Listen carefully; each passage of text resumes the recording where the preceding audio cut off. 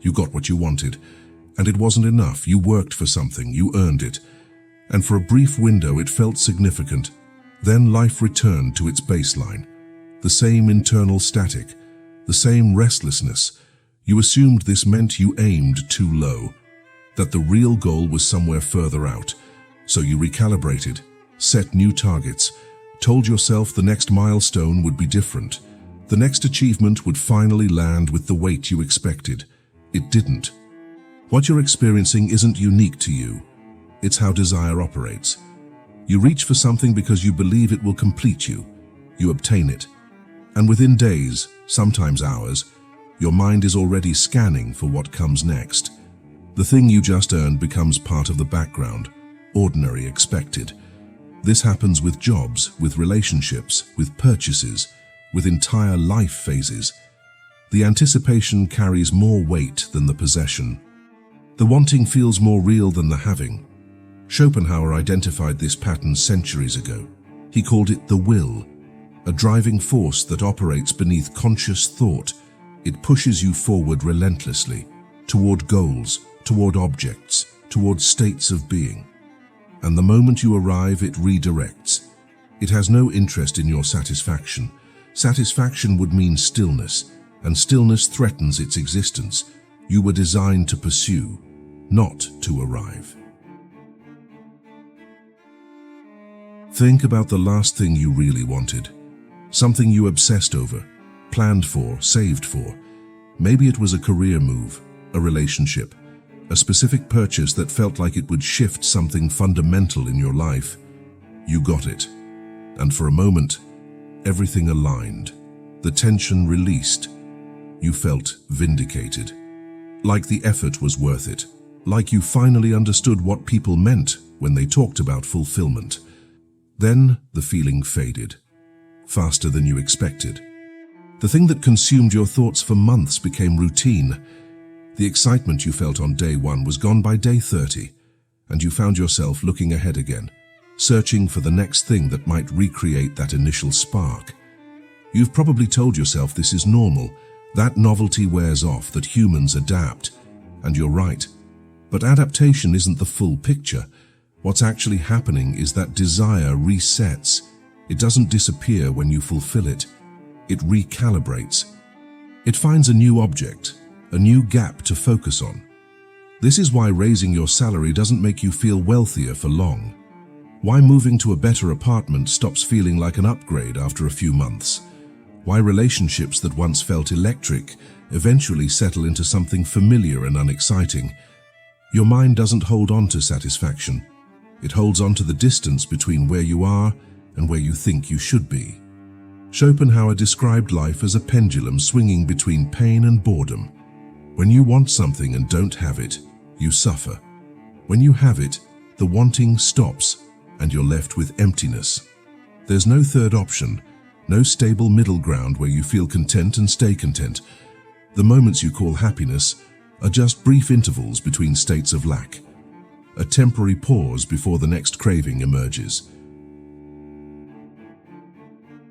You've been operating under a belief for most of your life.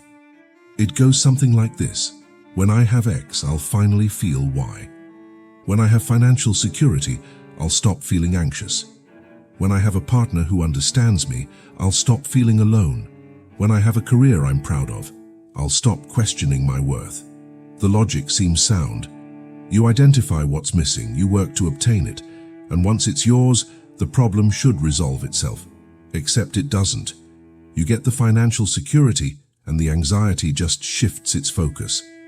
Now it's about maintaining what you have, about whether it's enough compared to others, about what happens if you lose it. The security you worked for becomes another thing to protect, another source of tension. You find the partner, and for a while, the loneliness recedes. But then familiarity sets in.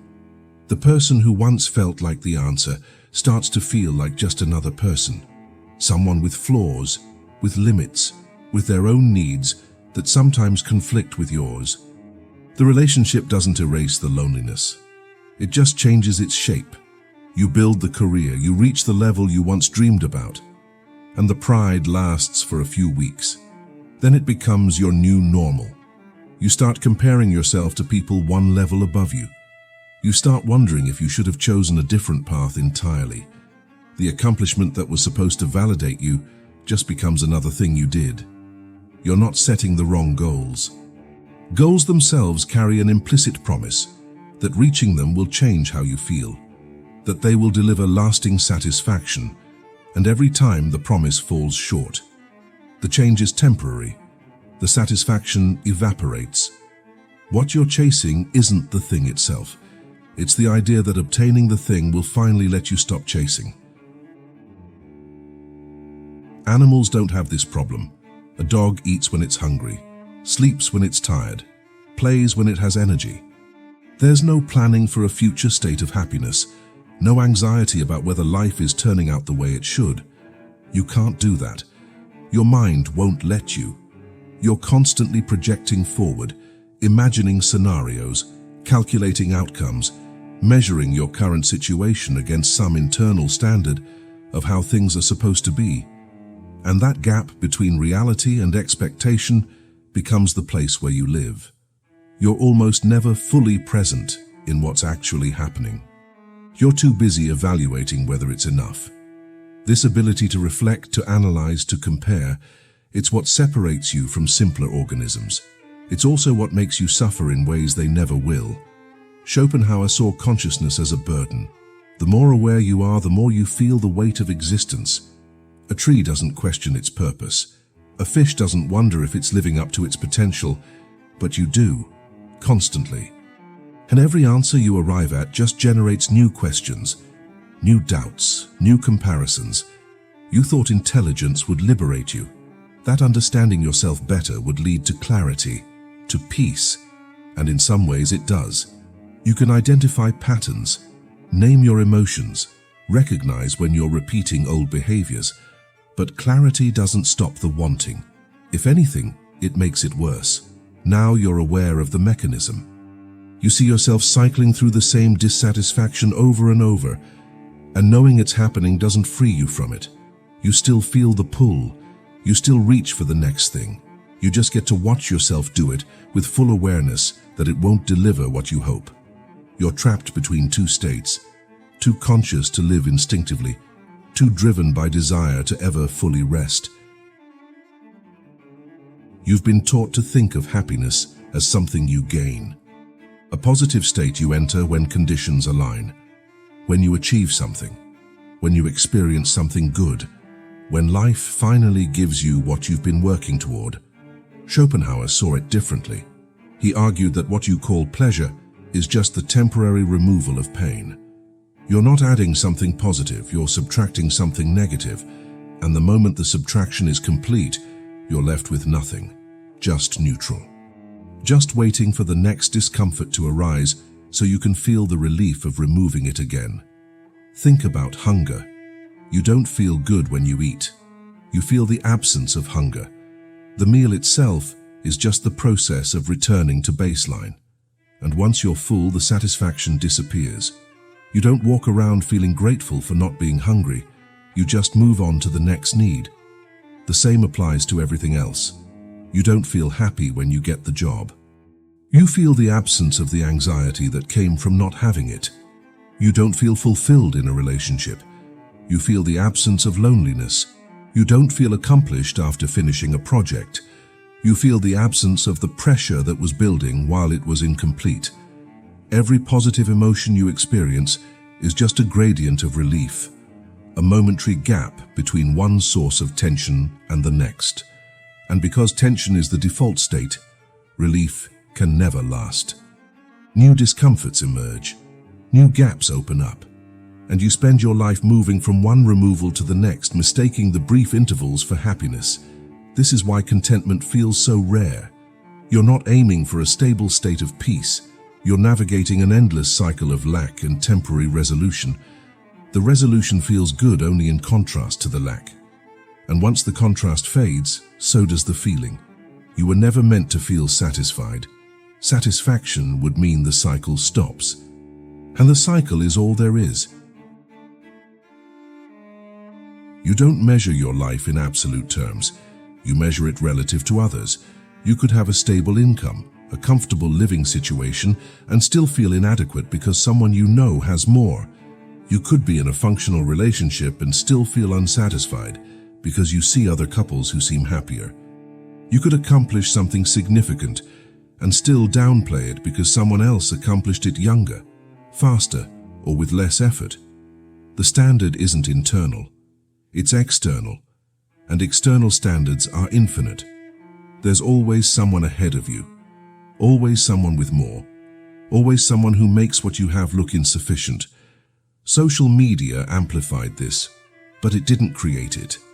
The impulse to compare has always been there. You've always looked around to gauge where you stand. The difference now is that the comparison never stops. You're constantly exposed to curated versions of other people's lives, highlight reels designed to make their existence look effortless and complete. And even when you know it's curated, even when you understand that what you're seeing isn't the full picture, it still affects you. Your mind registers the gap, registers that someone else has something you don't. And that gap becomes another source of wanting, another reason to feel like you're falling short. Schopenhauer called this the social dimension of suffering. You don't just want things for their own sake. You want them because others have them, because having them signals status, because not having them makes you feel invisible or irrelevant. You've probably noticed this in yourself. The promotion matters less when no one knows about it. The achievement feels hollow if it doesn't come with recognition. The success you worked for loses its weight if no one is watching. You're not pursuing happiness, you're pursuing validation. And validation is even more unstable than satisfaction. It depends entirely on the perception of others, on their approval, on their acknowledgement. And even when you get it, it doesn't last. The attention fades, the recognition becomes old news, and you're back to needing more. If what you're hearing resonates, if this describes something you felt but never heard named, you're in the right place. This channel doesn't offer easy answers, it offers clarity. And clarity, even when uncomfortable, is worth more than comfort built on illusions. Schopenhauer didn't see the will as something you control. He saw it as something that controls you, a force older than thought, older than consciousness. It existed before you were born, and it will exist after you die. You're just a temporary vessel for its expression. It doesn't care about your happiness, it doesn't care about your suffering. It only cares about continuation, about survival, about reproduction, about pushing forward into the next moment, and the next, and the next. Your desires aren't personal. They're biological imperatives dressed up as individual wants. You think you chose your career because it aligns with your values. You think you want a relationship because you crave connection. You think you're pursuing meaning because you're a conscious being searching for purpose. And maybe that's partially true. But underneath all of it, the will is driving you, pushing you to secure resources, to form bonds, to leave something behind, to prove you existed. And the cost of this drive is that you can never rest. The moment you stop moving, the discomfort returns. The restlessness. The sense that you should be doing something, becoming something, achieving something. The will doesn't allow stillness. Stillness looks like death, and death is the only thing it fears. So you keep moving, you keep wanting, you keep chasing the next target. And every time you reach it, the will recalibrates. It finds a new gap, a new lack, a new reason to keep you in motion. You were never meant to be happy. You were meant to survive, to strive, to reproduce the conditions that keep the species going. Happiness was never part of the equation. It's just the story you told yourself to make the striving bearable. I've spent years watching people fight this, trying to optimize their way out of it. Therapy, meditation, productivity systems, self-help books that promise a formula for lasting contentment. And I'm not saying those things are useless. They help, they create structure, they give you tools to manage the noise. But they don't stop the underlying current. They don't eliminate the wanting. They just teach you how to coexist with it more gracefully. What strikes me is how much energy we waste pretending it's fixable. That if we just find the right combination of habits, beliefs, and circumstances, we'll finally arrive at a state where we stop feeling this low-level dissatisfaction. We build entire industries around that promise, entire identities, and maybe that's necessary. Maybe the illusion of progress is what keeps people moving. But at some point, you have to ask whether the movement itself is the point, whether all the striving, all the self-improvement, all the desperate attempts to feel different, whether that's just another expression of the same restlessness Schopenhauer described. I don't think he was being pessimistic. I think he was being honest, and honesty, even when it strips away comfort, has value. It stops you from blaming yourself for something that was never in your control. It stops you from thinking you failed at happiness when happiness was never a stable state to begin with. You didn't fail. You're just awake enough to see what most people spend their entire lives avoiding. You can spend your life chasing satisfaction, building toward a future where everything finally clicks, where the hunger stops and the peace arrives, or you can accept that the hunger doesn't stop. That peace isn't a destination, that the dissatisfaction you feel isn't a problem to solve. It's the condition you were born into. Schopenhauer didn't offer hope. He offered something harder. He offered the truth, that life is suffering, that desire is endless, that consciousness is the price you pay for being human, and somehow knowing that changes something. Not everything, but something. You stop waiting for the moment when it all makes sense. You stop believing the next achievement will be the one that finally delivers. You stop pretending that happiness is just around the corner if you work hard enough. You see the mechanism, you see the cycle, and you stop expecting it to be anything other than what it is. That's not happiness, but it's not delusion either, it's clarity. And clarity, even in darkness, is its own kind of freedom.